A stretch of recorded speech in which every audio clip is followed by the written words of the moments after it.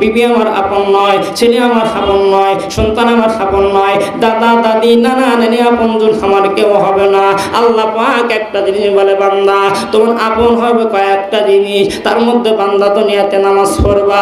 আল্লাহ পাক রব্বুল আলামিন কবরে যখন বান্দাকে রাখা হয় বিসমিল্লাহি ওয়া ফি সাবিলিল্লাহি ওয়া আলা মিল্লাতি রাসূলিল্লাহ, আল্লাহর বান্দাকে যখন কবরে রাখা হয় অটোমেটিক আল্লাহ পাক পয়গম্বর বলে, বান্দা যখন মাটি দিয়ে 40টা কদম আল্লাহ বান্দা সরে আসবে, আমার আল্লাহ আসমান থেকে আল্লাহ ফেরেশতা পাঠায় দেয়। আল্লাহ ফেরেশতারা যখন কবরের মধ্যে প্রবেশ করে বান্দাকে প্রশ্ন করা হয়, ও ভাই বান্দাকে যখন প্রশ্ন করে আল্লাহ পাক রব্বুল আলামিন থাকতে বলে, ও আমার নবীজি আমি আপনাকে জানা দিলাম আমার বান্দা দুনিয়াতে অনেক আপন ছিল, কিন্তু কবরে কেউ আপন হবে না।